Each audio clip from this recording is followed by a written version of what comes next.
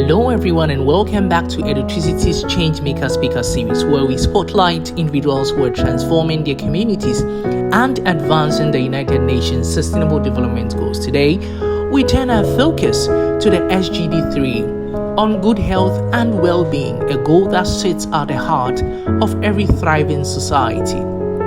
In this special episode, we're joined by two outstanding health professionals, a dedicated medical doctor, Dr. Alfred Jima, whose clinical insight shape daily patient care, and an exceptional anesthetic practitioner, Mr. Theophilus Achina-Donko, whose work bridges wellness, confidence, and preventive health.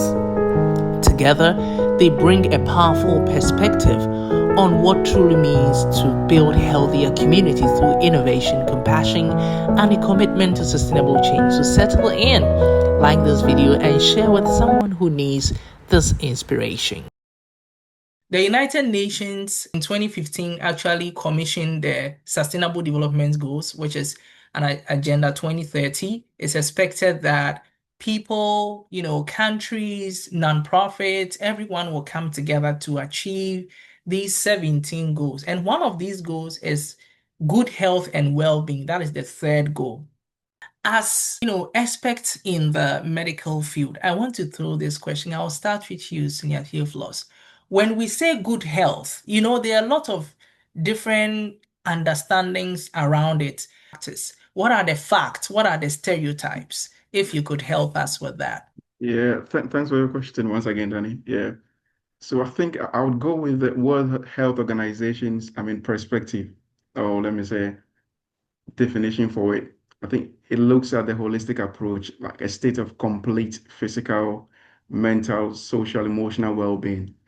So in my perspective, I think it looks at it from the holistic point of view, as in not just about not being diagnosed of comorbidities like diabetes or hypertension, but psychologically, how well are you? Emotionally, how well are you? How well are you able to interact with people on the social level? And that is what I perceive as well-being or good health. I think there's a reason to why they came up with that definition. They could have just defined health or well-being on the physical basis or the biological basis. But it's difficult to segregate or put it in circulation because usually the physical illness or the disease that we are very conversant with emanate from psychological basis. So Yes. stress hormones released from, someone having serious psychological issues or emotional issues could manifest physically or biologically in terms of serious conditions like hypertension, like cerebrovascular accident or stroke.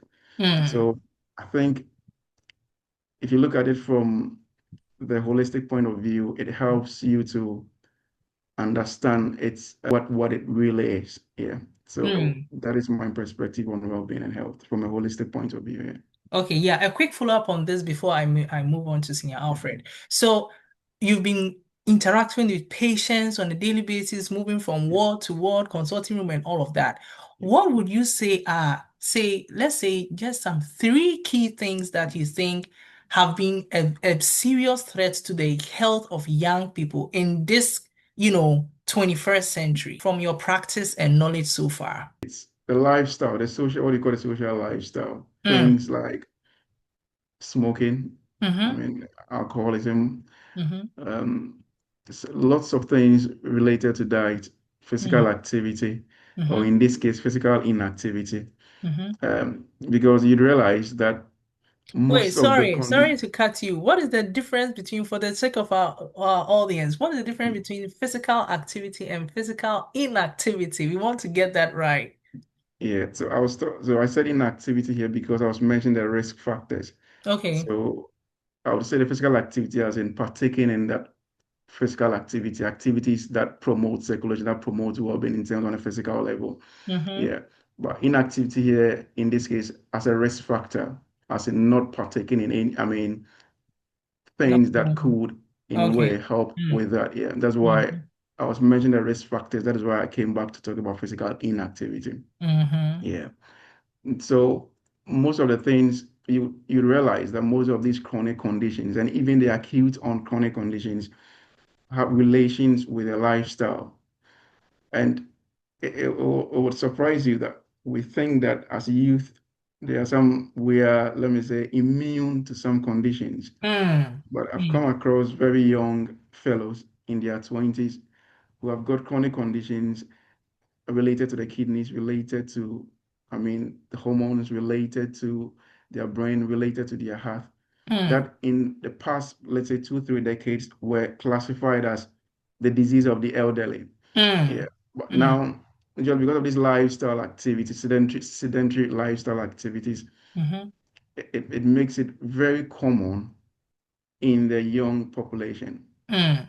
For example, if you take COPD into context, Mm-hmm. it's usually diagnosed, it's a chronic obstructive pulmonary disease, usually diagnosed for people in the 50s, in the 60s, and the 70s.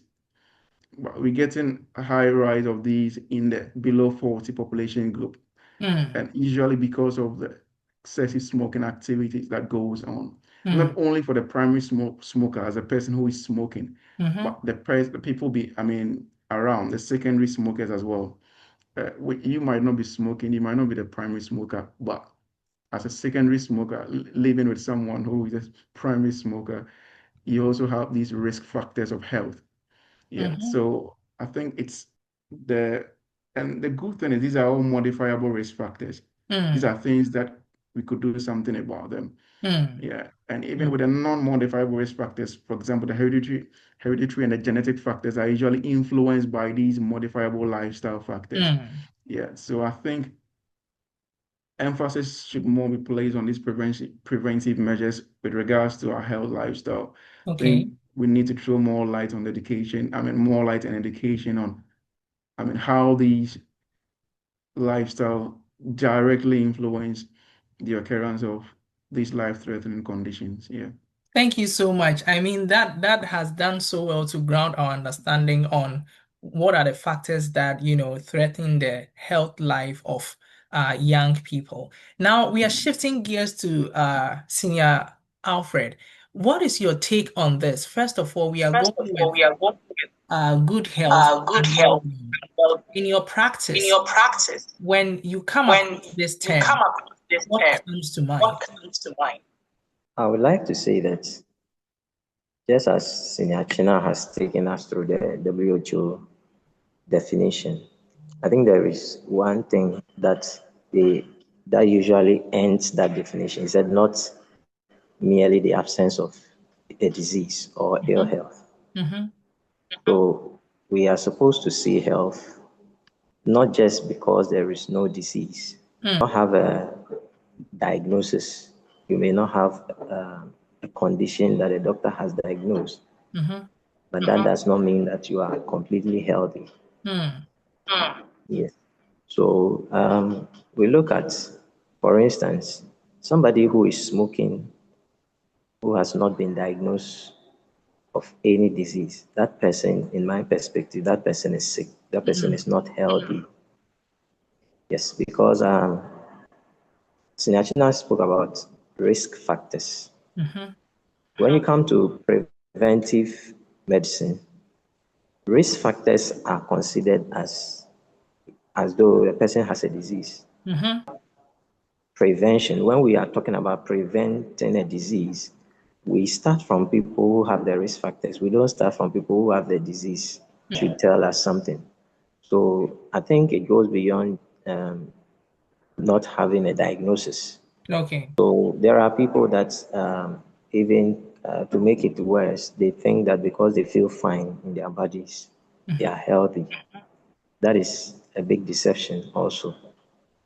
So I would think that good health is about a holistic approach to your lifestyle and then the issues and the factors that affect your health in one way or the other. Mm. You should not just ask which conditions you do not have, but also ask which risk factors you Mm-hmm. have or you do not have. It's very important we look in that direction. Thank you very much for Thank that. you very I much for mean, it that. really is a It great really is addition a great addition onto what onto Senior Achina earlier mentioned. We see health as more holistic, And the fact that maybe you might not be showing signs might not necessarily be that you are not sick. And I think this also brings in the question of, say, checkups, if you think about it, because how many people even would walk up to the hospital unless something is wrong? So I think that we need to encourage ourselves to be more responsible Mm-hmm. when it comes to our health. Mm-hmm. We should be more concerned, Mm-hmm. and we should always have it at the back of our minds when you are planning your activities and when you are planning your life. Sometimes we plan our finances a lot, do a lot of calculation on our monetary issues, but when it comes to health, we don't plan and we don't take stock. Because we are not health conscious, Mm-hmm.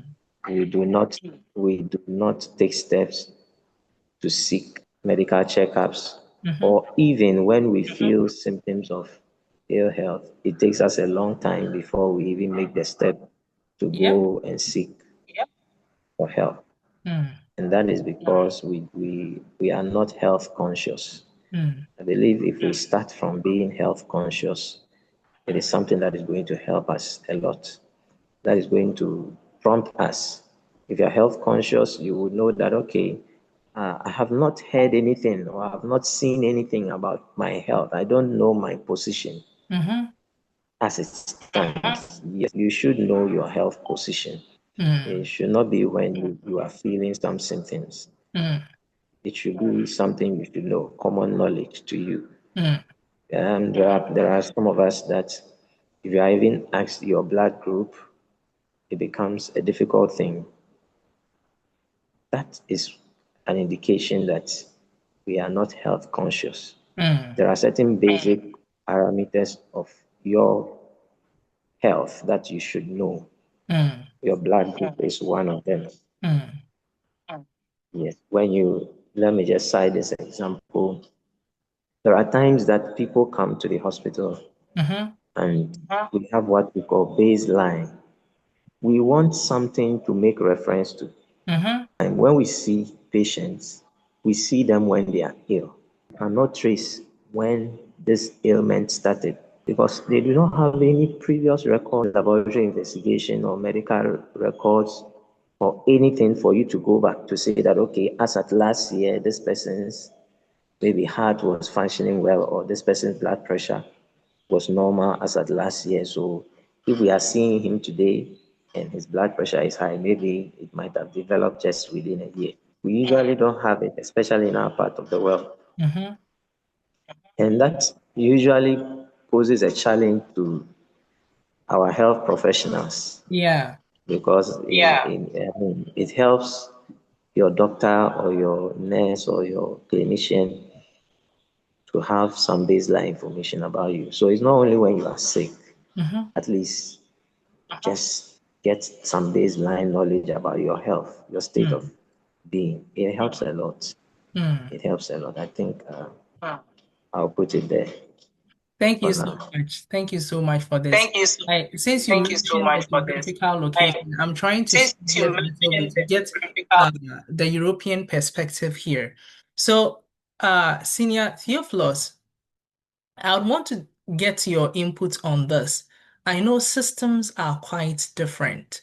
What would you say are some of the things that in your practice you would say these are things that sort of guide the work that health professionals do? Senior Alfred already mentioned that some of these attitudes pose a challenge to health professionals. But would you say that in the part of the world that you're working, there are systems that actually, sort of help people? Are there government sanctions? Are there anything that would regulate people to sort of, be much more conscious of their health? Or it's a personal responsibility that people oftentimes are blatant. I know there are some jobs that if you don't run a health, checkup and all of that, you are never going to be, accepted in. So it's almost like at every point in time, you have to have that in mind. How is it like at your end?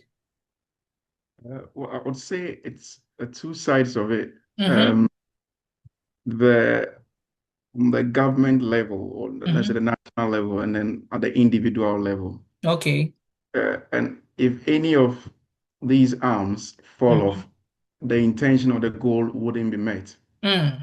Let's give an instance here. Here, I mean, at some stage, especially with the elderly population, they do routine what we call just to check the risk for, I mean, bowel cancer. Okay. So normally they recommend that at a particular age, yeah, you usually at very high risk of having bowel CA. So they will send, I mean, test kits for you to just get a sample so that they run the test and then they take it to the lab. And then when you're at risk or when they realize that there is a developing tumor or cancer, they'll call you and then they could start treatment on time. Okay. I mean, that is what the government has put in place for. But as I said, the final decision whether this process would work or not lies on the individual. All right. So I had a patient, and then he told me that some people just do not do it. Mm. Yeah, you get what I mean. So it's on the two sides. So probably I mean, from Ghana and other parts of Africa, you might not have this system in place. But if the individual decides that if he's got the information or the empowerment through education, that at this stage of his life, he's at risk of this and he understands the need to go and do the test, there are labs there that would run the test for him or her. Yeah. So it's a two-way affair, and Okay. both partners or both, I mean, sides of it have to work in tandem, else it still wouldn't work. All right. Yeah. All right. But yeah, so I think that is just that with in here, the government tries as much as possible in way of, I mean, empowering individuals through enlightenment and educations and all of these things. But back home, we might not have that. But I think it's also challenges us, not just only those who work in the health sector. You don't need to be a health professional to give out a leaflet on hand hygiene to someone or tell someone about a video that you watch that is talking about the risk for probably smoking or alcoholism, just to enlighten or educate the people. You don't have to be a doctor or a nurse or a pharmacist or an aesthetics practitioner to do that. So I think we should do our bits everywhere we find ourselves in terms of starting from our homes, our families.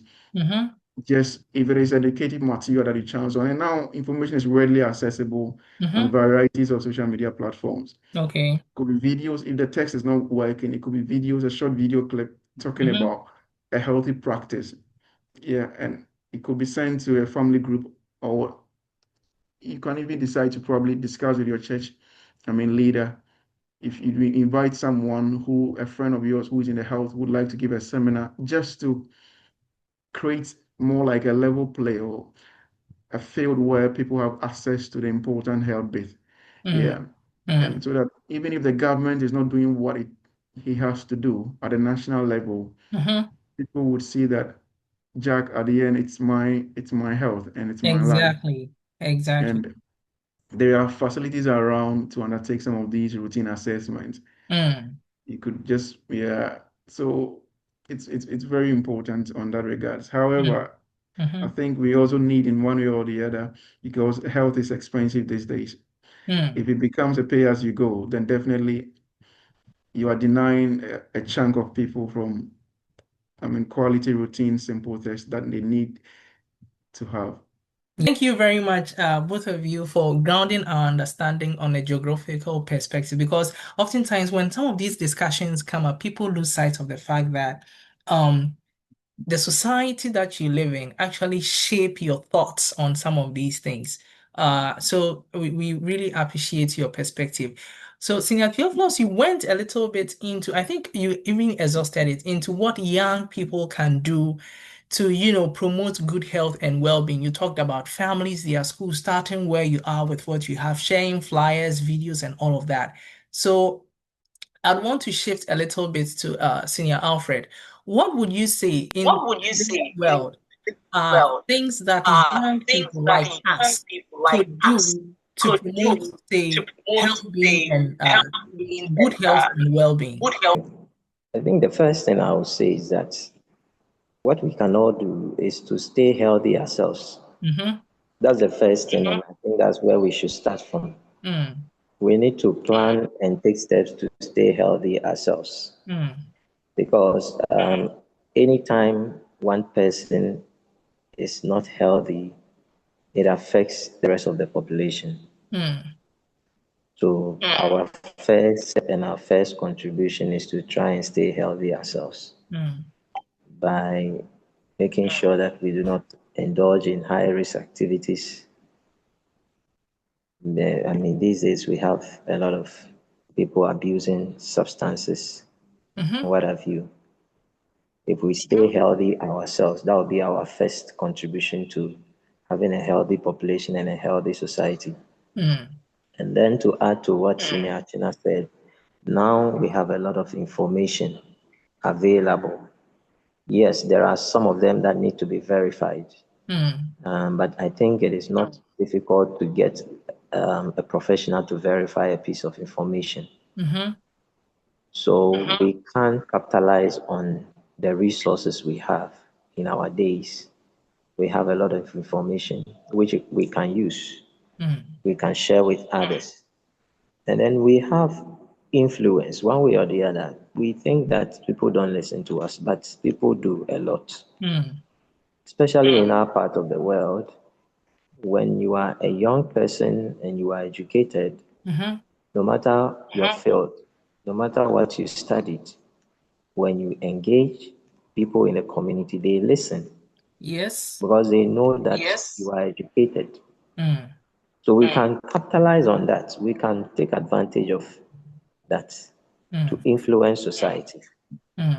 Yes. If you go to your community or your family, starting from your home, if you return from school and you tell them that mom, dad, siblings, I have a new information. I have learned that this and this and this are not good.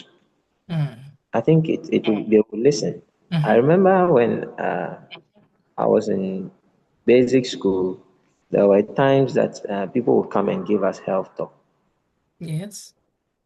And when I go home, I will go and tell my family that today some people came to say we shouldn't do this again. We shouldn't do that again. So anytime I see them do, I say, hey, you didn't hear what the man came to say. When the man came to school, he said that we shouldn't do this and we shouldn't do that again. And I think it helps. So young people can take advantage of that to influence the society around us. And I think doing that, we will be able to help a lot. So that's what I would say.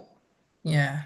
I think what you said really hit me. My case was a very funny instance because I had gone to listen to this health talk and the person mentioned that the older people are not supposed to be viewing the meat and all of that. And this is me, young Daniel, telling my dad that the meat is meant for the young man.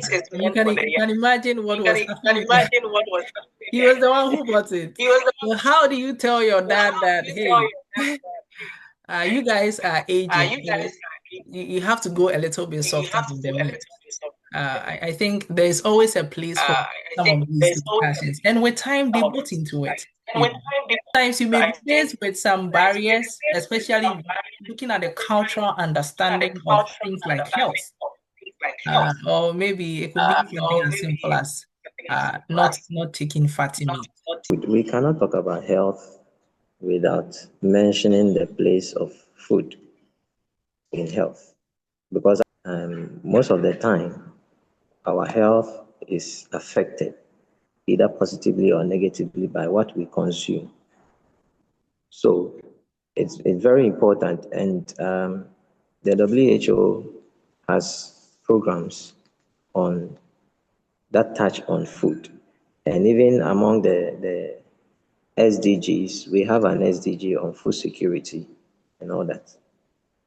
So, and when you pick the SDG, you realize that there are some that, apart from the SDG 3 that is on health, there are other ones that are also health related. So, when we talk about SDGs from in the health sector, we don't just talk about SDG 3, we talk about SDG 3 and other health related SDGs. And this matter of food security comes in. For example, in our part of the world, it's not just about the quality of what people eat, but even the availability of something to eat. So we have the problem of malnutrition that is common in many places in Africa. When you go to other countries too, you have the problem malnutrition in another form, where it's not like they have undernutrition, but what they eat is not healthy enough to sustain good health. Yes, so what we eat is very important. It is very advisable that you check what you eat because it has a strong bearing on your health. If you do not know what is, maybe this we hope to get another platform or another opportunity somewhere to talk about food and nutrition and how it relates to health. But for now, what we can say is that there is a lot of bearing and a lot of linkage between what we consume and how it affects our health. So anytime you want to eat something, you should check and be sure that what you are eating is not going to negatively impact on your health. There are common things we consume on daily basis. Like these days, I mean, sodium, the issue about sodium and sodium containing foods. When we say sodium is basically salt. In Africa, we consume a lot of salt and a lot of salt containing products. And it is one of the things that we need to watch. Yes. Maybe as for the issue of cholesterol, many people have heard about cholesterol. Maybe,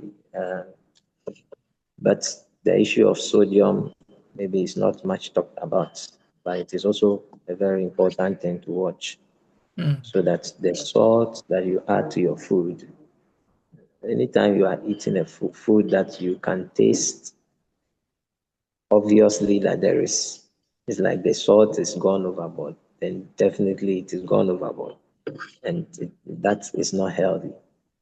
Yeah, so it is important that he brought that up. So we need to watch what we eat. We need to watch what we eat. I Thank you. think, Dr. Kimbo, I'd want to thank everyone for joining. Here is where we draw down the curtains on today's session on Changemakers Speaker Series. It's been very wonderful connecting with everyone, talking and listening to your opinions, listening to your questions and all of that. We hope that we'll be able to have more of these sessions so that we are able to engage. And as I said in the beginning, oftentimes it is what you see that you can aspire to, what you hear that you can aspire to.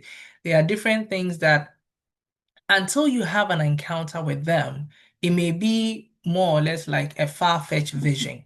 But I know that as young people navigating through life, this is also that moment that we are trying to put ideas together. Some of us here may be thinking about, say, teaming up with work colleagues, going to rural areas, doing health advocacy campaigns. Some are planning to sort of maybe start a YouTube video channel. Some are planning to, inspire young people to do a lot of things. I think these experiences sort of shape our ideas on the journey. And I'm glad we've all convened here that with one purpose, with one idea, that we are promoting the Sustainable Development Goals as much as we are looking at how individual experiences also contribute to the broader goal. I really want to appreciate everyone for joining.